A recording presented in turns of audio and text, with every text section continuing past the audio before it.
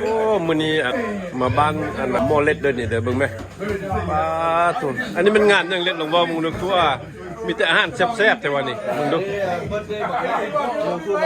โอ้เบิร์ธเดย์ของมูแอนดรูมื้อนี้น่ะป้าตุเบิ่งเล่านี่ดูนี่น่ะมาเบิ่งดูมึงดูอาหารนี่น่ะดูโซสองคืนแนะนำเหล้านี่ให้เบิ่งดูเป็นเหล้าเป็นอย่างนี้เลยอันนี้เป็นเหล้าแอคโซเด้อเหล้าแอคโซโอ้เบิ่งเฮนิซี่แอคโซแม่นี่ฮะกวดเท่าไหร่หั่นเกือบ300มื้อโอ้เพิ่นว่ากวด$1,300ส่งเลยไปจะต้องกินเป็นซุปโอ้ประมาณ$269ว่าเพิ่นว่าติโตเบิ่งเบียร์นี่ดูเบียร์นี่ก็มีเบียร์อันน่ะ Happy Dad คนได้เบียร์นี่น่ะซึ่งนี่ว่าเฮ็ดกับมิซูเนี่ยไปชิมสมมึกอันนี้ก็แม่นอันน่ะมันได้นี่อันน่ะกล้วยแข็งมีครบแล้วนี่นะกล้วยแข็งใหญ่ได้นี่เลยคนเฮาแข็งน้อยๆคือ What's that special occasion? Antonio's birthday. Antonio's birthday. Who's birthday? Andrew's friend. Andrew's friend's birthday. ว้าวมึงดูมีหัวอันนี้ก็มีชาติอีกได้นี่นะมึงดูชาติอะไร XO นี่เด้อ Hennessy XO นี่นะฮะอีกเรื่องจะเอาเส้นเราเข้าไปฮะกระดกดู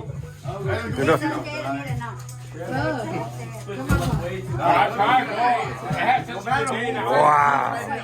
Very good. Very good.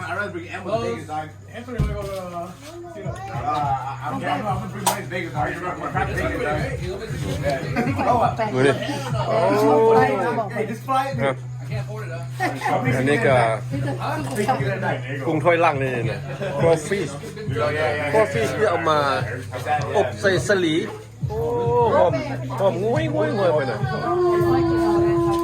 บ่ให้เว้าเป็นแนวแซ่บๆนะ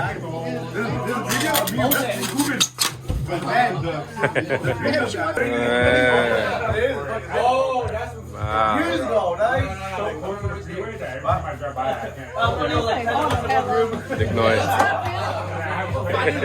Happy birthday to Antonio. Antonio's friend. Where's Antonio? The birthday guys over there.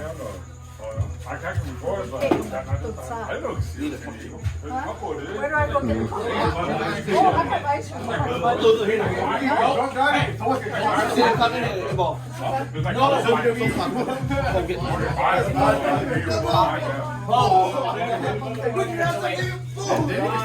Oh, that's the same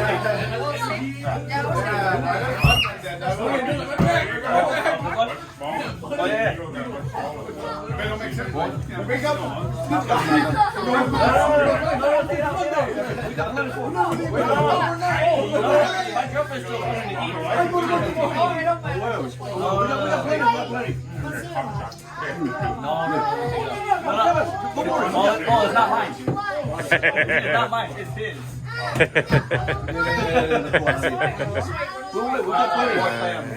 Take it easy, brother. It's okay. Take it easy. Take it easy. Hey.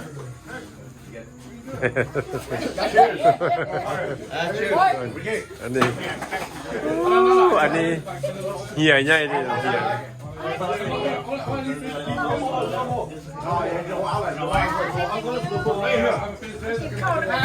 Look. Bring another one in here. Thank you to bring another one in here. มึงดูค่อยแข็งนี่นะแซ่บๆนี่ Want ice cream? Want ice cream? Yes? Okay, I'll bring it. Okay, go ahead. Show me. How to eat that one? I don't know how to eat it. Eat the whole thing. What am I missing? There you go. Good. Wow. Good. เนี่ยอันนี้ก็ถึงแม่เอาอีกแม่คุณบอกเอาอีกแม่เนี่ยเพิ่นมากินกุ้งไฟลังนี่นะ Shoes off, Caillou. crawfish กินกุ้งไฟลังนี่ก็แซ่บนี่ Uncle, you have to eat too. Oh look at that look at that Hold on Happy birthday to you. Happy birthday to you. Happy birthday, dear lady. Get inside there everybody One bite that shit. Take away. Okay มื้อ Think นี้ about this one. Hey, after you blow, you can make a speech. Oh yeah, blow first. I bet you wish you go Vegas. Alright อันนี้เป็นวันเกิดหมู่ของร้านซ้ายนี่นะวันเกิดหมู่ของร้านซ้ายด้วยมื้อนี้อ่ะ One bite, one bite. ร้านซ้ายมื้อนั้น Oh, it's good. It's a strawberry Korean. You guys want some? You have to eat it. Happy birthday. Hey, he's about to put Charles Rescue on That's it. how it is. Jack and Box You guys are always welcome to the Jack and Box Charles ice cream. Small bite. Just eat it. Eat it, no. Don't eat it, dog. Don't eat it. It's not you. Hey, don't be shy. You know you can bite. You can kill. No, yeah, hey, I'm gonna die. Uncle Larry. Look at you, dog. I haven't had ice cream in 6 days. I got you. You want to lose weight? You want to get this? You want to get this fatigue? The only person who can go on diet. We gotta do it. Hey, this is dead body. You gotta go I'm on. pushing 210 right now. Hey, this. Oh yeah? Take a bite. Everybody knows what No, you want to eat it. No, I have some more. Alright, we'll give Anthony Cindy This this is one. a Korean. Yeah, the Chester series is not as good as 6-8. 6-8 way better. Yeah. That's what I said. Give him a bite. Nah, I think it's Yeah. Big ass water bottles.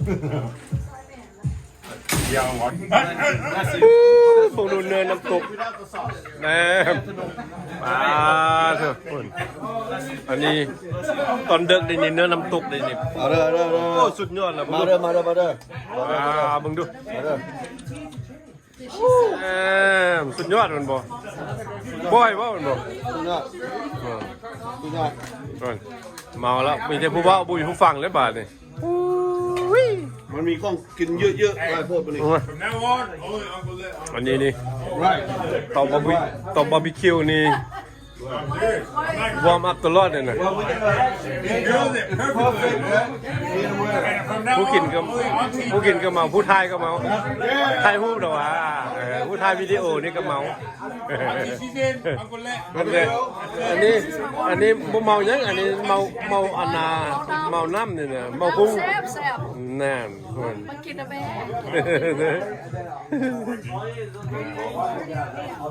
Yeah. น้ำอยู่ไม่กล้าแซ่บแซ่บ โอ้แซ่บหลายกินเหลียวฮอนนิ้วมือมันบ่นี่ แซ่บแซ่บน้ำไม่กล้าแซ่บ When you have more than กิน Uncle นะ Larry. แม่ You have to be at the right on Saturday at 8 p.m. แซ่บหลายเป็นลักเหลียวหัวมีมืออยู่เว้ยจริงเฮ แกคุกกิ้งจะพา เพิ่นอันนี้บ่ให้เว้าได้นี่เพิ่นน่ะโอ้เป็นเชฟนำเป็นอันนาผู้บริการผู้บริการ เชฟของร้านเนี่ย เพราะว่าร้านสายเบิร์ธเดย์เพิ่นเด้มันเหมือนในหมู่ของร้านสายเด้เพิ่นก็เทคแคร์ดีแล้วเว้ย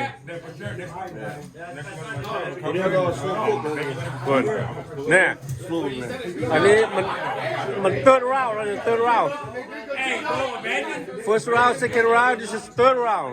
Smoke cook there, man. เพิ่นโอ้มีลีลาลีลาดอีกบ่ให้เว้าเพิ่นติดเถอะบ่ให้เว้าเลยนี่นะพักได้นี่มื้อเดียวออกมามึงดูเพิ่นเอาซอสเข้าไปโหยหน้าอีกโอ้สมเป็นเชฟแท้ๆนะนี่เพิ่น ไปเปิดห้างอยู่แล้ว โอ้น่า โอ้คือเว้ยโอ้สิ่งเฮ็ดจังก็คือเว้ย มาเด้อเชื่อ คนมีเบียร์อีกอ่ะเดี๋ยวก็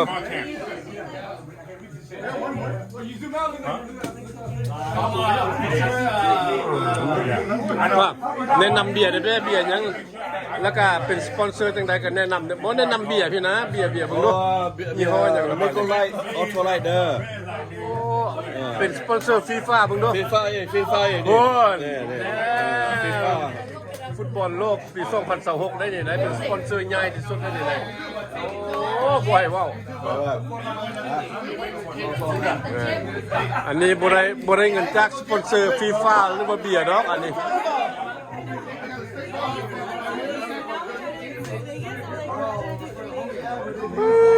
เขากินพุ่นอันนี้เลือดแต่ก้าง แซ่บเลย แซ่บอ่ะ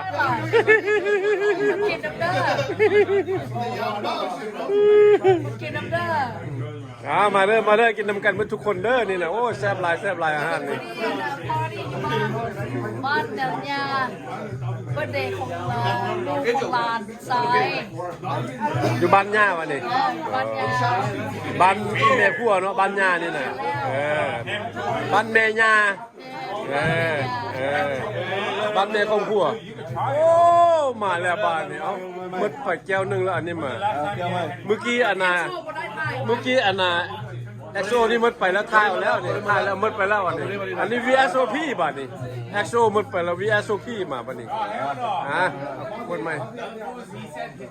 ดีคือกันมันมีซ่องมันมีอันน่ะมันยังซ่องระบบบ่มันก็ยี่ห้อเดียวนั่นแหละ Hennessy ตัวกินทำบิดเป็น EXO บัดนี้เป็น Hennessy บัด VSOP One bottle is only like 2 shots, man. One shot. เบิ่งดู Oh, hey, you know what? เบิ่งวิธีการยินเบิ่งดู Oh, man. Oh, don't give it to him, man. Look. Yeah, you can get this could be her cup. Okay. One shot. She's not gonna drink this with us. Yes, she will. She's very strict. It's all right. How would you drink it? Get to her. Wow. โอ้ยินปั่นยินน้ำสาวโลดไปคุณ Come on. เด้ All right. And let's go. Oh, Anthony, what you got right there? Damn, Anthony, show me. What is that? Is that soju or sake?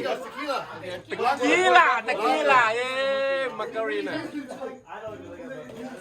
แอนดี้มากินตะกี้ล่าเลย อ๋อจะได้มีแฟนแม็กแล้วคนนี้มากินตะกิลาเลยตะกิลานี่เป็นเหล้าอันนาตะกิลานี่เป็นเหล้ามาจากเม็กซิโกเด้อเพราะว่าเป็นยี่ห้อดังที่อยู่ในอเมริกาคันที่เขาไปก็เป็นเหล้าข้าวบ้านเฮาแหละตะกิลานี่ก็แต่ว่าคนนิยมกินอยู่นี่คือกับอันนาแบบอันนาวอดก้าของโซเวียตวนก้านั่นแหละเป็นวนก้าของโซเวียตเราข้าว All right, how we gonna do it, Angel? What? Give. Come. มึงดูตำกันเฮ้ย there you go there you go there you go there you go No, but it said if you show like 100 people a chart, everyone's gonna have their own. wow wee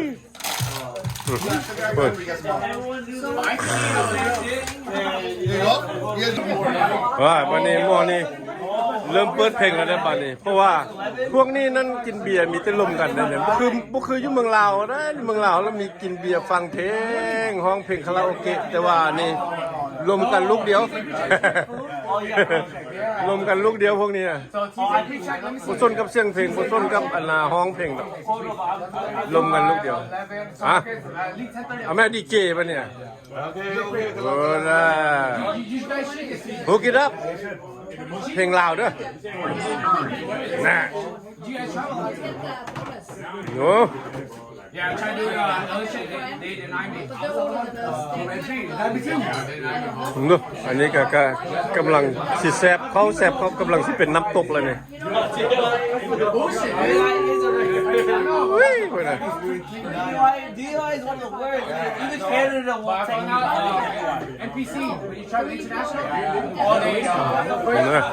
okay, that one out. มีตะลมกันมีแต่ผู้เว้า มีบ่ผู้ฟังนี่ Passport, they have a short line for international. That's what you guys need to do. That's why it don't make sense. That's what Angel does. What? You plan going to Thailand? Thailand. Wow, here you go, here you 4 go. days. We're going 6 days. Well, Andrew, you come so late. Just got out of work? No, I leave first. and then I go. Oh, okay. So we There stay you in go. Bangkok at first. He's gonna leave. I go to Phuket. So we go to Phuket. Phuket? And he's gonna go somewhere else in Vietnam. And then we're gonna be in Da Nang. Oh, look what I went to the next. When I went to Da Nang. we went last. Da Nang? I didn't go with them because Da Nang. Okay, here you go. So I ended up staying in Some people pronounce like Da Nang. Da Nang, that's correct one. to Thailand for 2 months last year.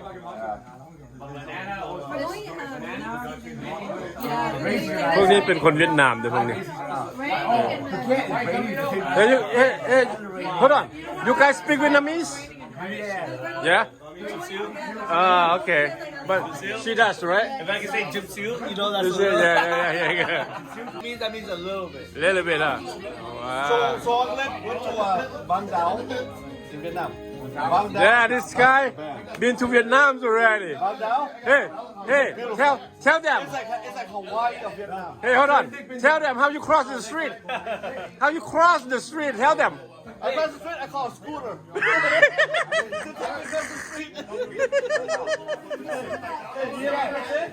When I'm living in Vietnam, to cross the street, I have to call a scooter. They've been everywhere in Vietnam.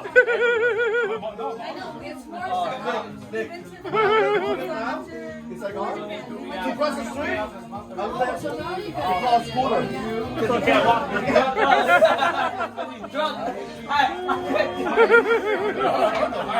Oh, that's funny. So Nick, so this guy, after they took me on the street, this drunk guy, right? And he's doing like this, right? He just walk like this. And he just made it look. And I'm like, I just paid like $40 for a scooter.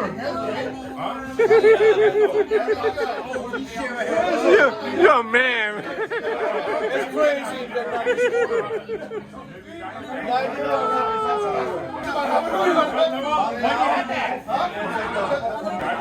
Hả?มีแต่ผู้ว่าผู้ฟังแล้วบัดนี้เราบ่ได้ยินเสียงเพลงแต่ว่าก็ยังดีมีเสียงเพลงอยู่แบ็คกราวด์หน่อยนึงเสียงเพลงลาวมึงไหมงานนี่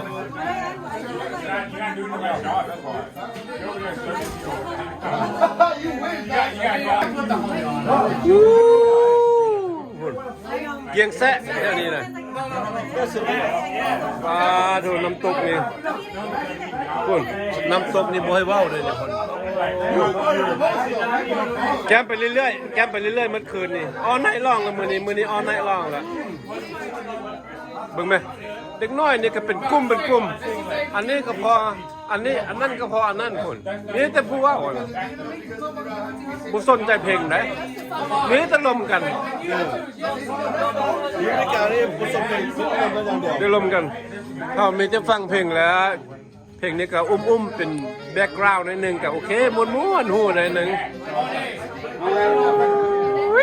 สุดยอดบ่อยบ่เอาน่าเด้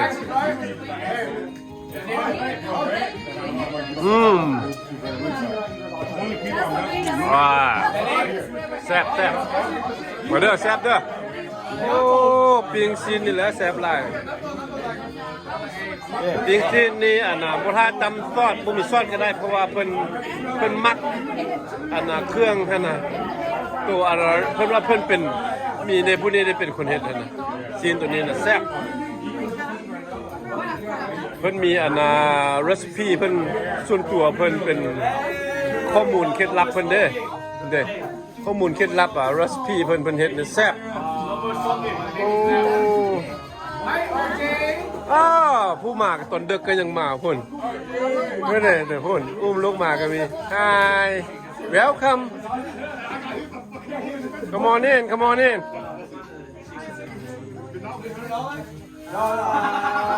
มาผู้มาซากับมาดูว่ามาซาเบซีเบิ่งดูว่าจักโมงแล้วนี่